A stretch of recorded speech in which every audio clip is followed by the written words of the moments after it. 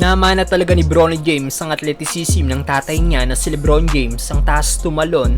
Nagpakita rin ng kanyang outside shooting 19 of 25 beyond the arc sa ginawang NBA draft combine kanina. Pero bago yan, Kendrick Perkins tinira ang depoy na si Rudy Gobert. Tabla na nga po ang series ng Nuggets sa 12 sa 2-2 matapos na makuha ng reigning NBA champion ng Game 3 at Game 4 kahapon. Kulang nga po ang tulong na nakuha ni Anthony Edwards sa kanyang mga teammate, lalo na kina Rudy Gobert at Karl Anthony Towns. Gumawa nga lang po ng 11 points si Rudy Gobert, samantalang 13 points lang kay Karl Anthony Towns noong Game 4. Binanas nga pong ESPN analyst si Kendrick Perkins kay Rudy Gobert dahil sa malanging depensa daw nito.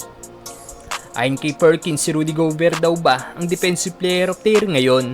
Bakit palagi na lang daw itong depoy sa regular season pero isang defensive liability naman daw ito sa playoffs?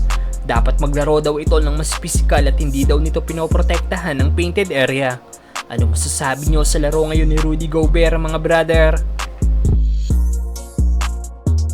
Isn't Rudy Gobert the defensive player of the year?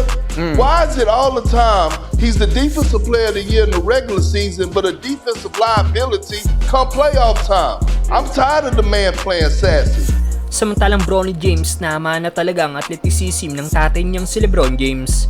Inanunsyo na nga po ng NBA kung sinong nanalo sa 2024 NBA Draft Lottery at nakuha ng Atlanta Hawks ang overall number 1 pick na ayon sa report target ang 7'1" center mula France na si Alexandre Sarr at ang isa sa matunog na pangalan na sasali sa NBA Draft ngayong taon ay ang panganay na anak ng all-time scoring leader na si Bronny James na solid ang ginawang measurement sa NBA Draft Combine kanina.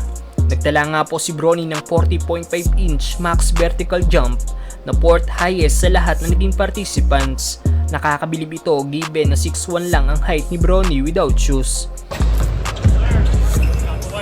Nagpamalas din ng defense at speed si LeBron James Jr. sa pro lane agility drill. Madami ring napabilib sa outside shooting ng eldest son ni LBJ na gumawa ng 19 3-point shots sa kanyang 25 shots attempt, kabilang pang 12 straight 3-point shots na ginawa nito. Kaya isa pa rin talagang interesting prospect si Bronny.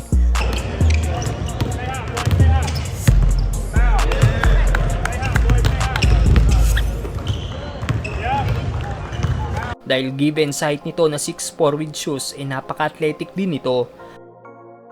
Nanamana niya sa tatay niyang si LeBron James. Ayon nga sa report, kukunin daw ng Lakers si Bronny sa NBA draft para muling maibalik si LeBron James sa Lake Show.